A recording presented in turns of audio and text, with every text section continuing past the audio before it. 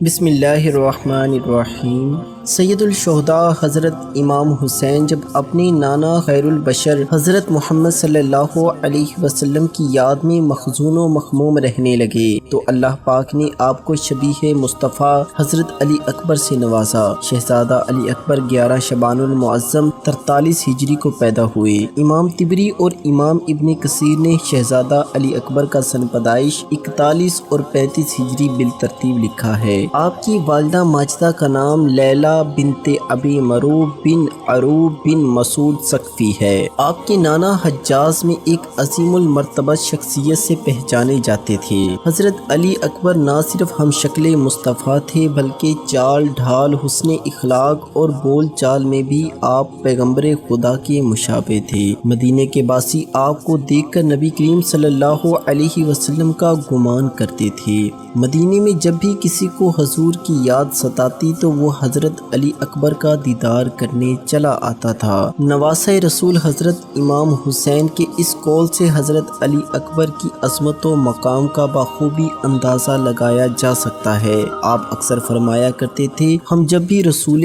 خدا کی زیارت کے مشتاق ہوتے تو ہم علی اکبر کے چہرے کی طرف نگاہ کیا کرتے، کیونکہ میرا بیٹا رسول خدا کے ساتھ بہت زیادہ مشابہت رکھتا ہے۔ ایک دفعہ ایک بوڑھا اجمی شخص حضرت امام حسین کی بارگاہ میں حاضر ہوا اور حضور صلی اللہ علیہ وسلم کے دیدار کو یاد کر کے رونے لگا۔ آپ نے اپنے شہزادہ علی اکبر کو آواز دی۔ جیسے ہی وہ اس بوڑھے شخص کے سامنے آئے تو بوڑھے شخص نے ایسے محسوس کیا کہ جیسے وہ حضور صلی اللہ علیہ وسلم کی زیارت کر رہا ہے اور تاب نہ لاتے ہوئے بے ہوش ہو گیا۔ بہادری آپ کے پاک خون میں شامل تھی اور آپ کی پرورش حسنین کریمین کے سایہ شفقت میں ہوئی۔ حضرت عبد المطلب اور حضرت ابو طالب کی طرح شہزادہ علی اکبر کی مہمان نوازی بہت مشہور تھی۔ عربی لوگوں کا یہ رواج تھا کہ جس گھر میں روشنی جلتا دیکھتے اس کے مہمان بن جاتے تھے۔ حضرت علی اکبر کا یہ خاصہ تھا کہ آپ ہمیشہ ایک بلند مقام پر آگ روشن رکھتے، جس وجہ سے ہر وقت آپ کے پاس کوئی نہ کوئی مہمان موجود ہوتا۔ مدینے کے غریب اور مسکینوں کے لیے آپ نے ایک بہت بڑا لنگر خانہ بنا رکھا تھا۔ آپ کو بچپن سے ہی شہادت کا شوق تھا۔ اس بات سے اندازہ لگائیں کہ جب نواسہ رسول اپنا مبارک قافلہ لے کر کوفے کی جانب رواں دواں تھے تو راستے میں حضرت امام حسین نے فرمایا کہ میں نے خواب میں ایک شخص کو یہ کہتے ہوئے سنا ہے کہ یہ قافلہ اپنے مقتل گاہ کی طرف بڑھ رہا ہے۔ قربان جاؤں میں شہزادہ علی اکبر پر۔ جب انہوں نے یہ سنا تو پوچھنے لگے،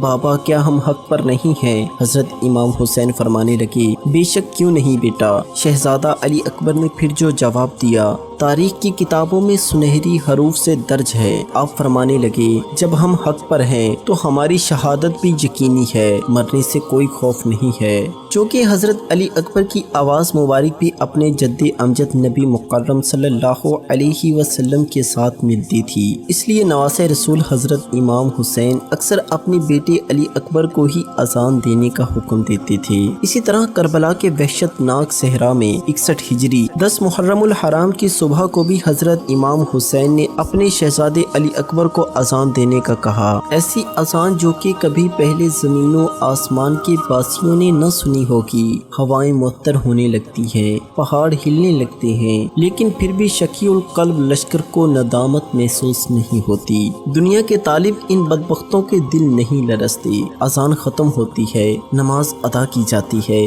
بنو ہاشم کے شیروں میں سب سے پہلے حضرت علی اکبر ہی اجازت مانگتے ہیں، جیسے ہم شکل پیغمبر بارگاہ حسینی میں حاضر ہوتے ہیں۔ بابا جان اب مجھے اجازت دی جائے۔ حضرت امام حسین نے ان کی پیشانی پر الوداعی بوسہ ضبط کرتے ہوئے جوان سال بیٹے کو سینے سے لگا لیا اور بیٹے کو حسرت بھری نظروں سے دیکھا اور دعائیں دے کر مقتل کی طرف روانہ کیا کہ بیٹا جاؤ، اللہ کی راہ میں اپنی جان کا نذرانہ پیش کرو۔ علی اکبر شیر کی طرح میدان جنگ میں سراپا پیکر رانائی، سراپا پیکر حسن، سراپا پیکر و جمال مصطفیٰ مجتبیٰ صلی اللہ علیہ وسلم کی تصویر کامل یزیدی لشکر سے لڑنے لگے۔ جب حضرت علی اکبر میدان جنگ جا رہے تھے تو فرما رہے تھے، میں علی حسین ابن علی ہوں، رب کعبہ کی قسم ہم ہی رسول خدا کے نزدیکی ہے۔ امام ابو الفرج اصفہانی اس طرح سے روایت نقل کرتے ہیں کہ علی اکبر جب میدان میں جاتے ہیں تو امام علی مقام حضرت حسین فرماتے ہیں، اے اللہ گواہ رہنا،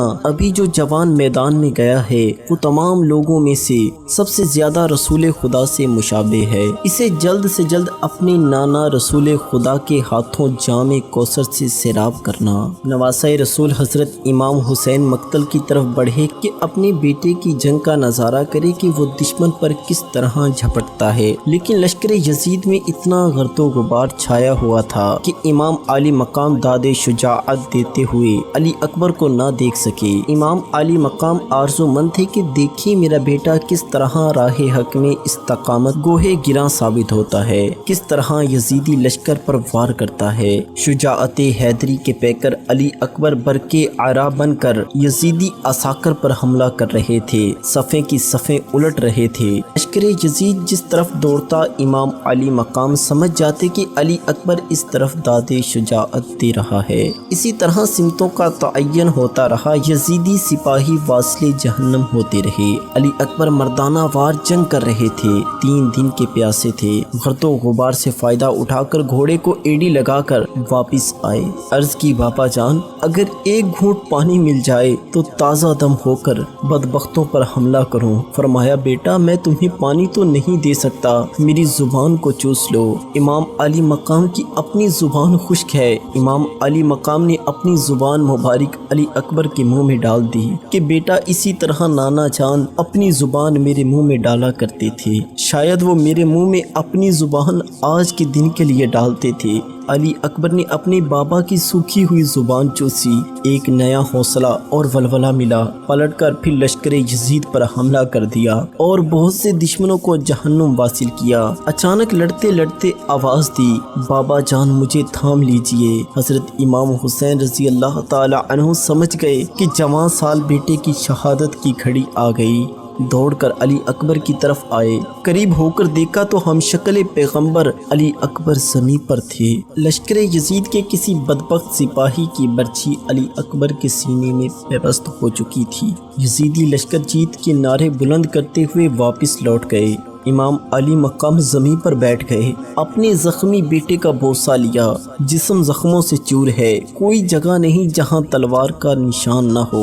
حضرت علی اکبر نے کہا بابا جان اگر یہ برچھی میرے سینے سے نکال دیں تو پھر دشمن پر حملہ کروں۔ امام علی مقام نے ایک دفعہ بیٹے کے سینے میں لگی برچھی کو دیکھا، ایک طرف آسمان کی طرف نظریں اٹھائی جیسے کہہ رہی ہو کہ یہ کام تو بیٹے پر چھری چلانے سے بھی زیادہ مشکل ہے، لیکن تاریخ گواہ ہے کہ حضرت امام حسین نے اپنے بیٹے شبیہ مصطفیٰ شہزادہ علی اکبر کے سینے سے جب برچھی نکالی تو خون کا فوارہ آگ کے چہرے اطہر پر پڑا۔ ادھر شہزادے نے آخری آہ بھری اور روح قفس انصری سے پرواز کر گئی۔ راوی لکھتے ہیں کہ 10 محرم کے دن حضرت امام حسین کی عمر 56 برس 5 ماہ اور 5 دن تھی اور کوئی بھی بال سر مبارک اور داڑھی مبارک کا سفید نہ تھا، لیکن جب جوان بیٹے علی اکبر کا جسد مبارک بازوؤں میں سمیٹا تو سر انور اور ریش مبارک کے سارے بال سفید ہو گئے۔ جوان بیٹے کی شہادت نے باپ کو غم سے نڈھال کر دیا تھا۔ امام ابن عساکر نے سیدنا حضرت امام حسین سے روایت کی ہے کہ حضور صلی اللہ علیہ وسلم نے ارشاد فرمایا، گویا کہ ایک سفید داغوں والے کتے کو دیکھ رہا ہوں جو میرے اہل بیت کے خون میں منہ مار رہا ہے۔ اسی طرح محمد بن عمرو سے روایت ہے کہ ہم سیدنا حسین کے ساتھ کربلا میں موجود تھے۔ جب شمر کا سینہ ننگا ہوا تو نواسہ رسول فرمانے لگے، رسول اللہ صلی اللہ علیہ وسلم نے فرمایا تھا کہ گویا میں سفید داغوں والے کتے کی طرف دیکھ رہا ہوں جو میرے اہل بیت کے خون میں منہ مار رہا ہے، اور شمر برس کے داغوں والا تھا۔ اب ناظرین آپ خود فیصلہ کریں کہ کیا لشکر یزید میں شامل کسی بھی شخص کو انسان کہا جا سکتا ہے؟ اللہ اکبر، کیسے کیسے ظلم ہوئے ہیں کربلا میں۔ آنے والی چند ویڈیوز میں آپ کو کربلا کے مناظر ہی پیش کریں گے۔ لاکھوں سلام ہو جناب حضرت علی اکبر پر، کروڑوں درود رسول خدا صلی اللہ علیہ وسلم اور ان کی آل پر۔ اللہ پاک مجھے اور آپ کو حضور صلی اللہ علیہ وسلم اور ان کی آل پاک سے بے شمار محبت عطا فرمائے۔ کمنٹ سیکشن میں یا حسین ضرور لکھیے۔ شکریہ۔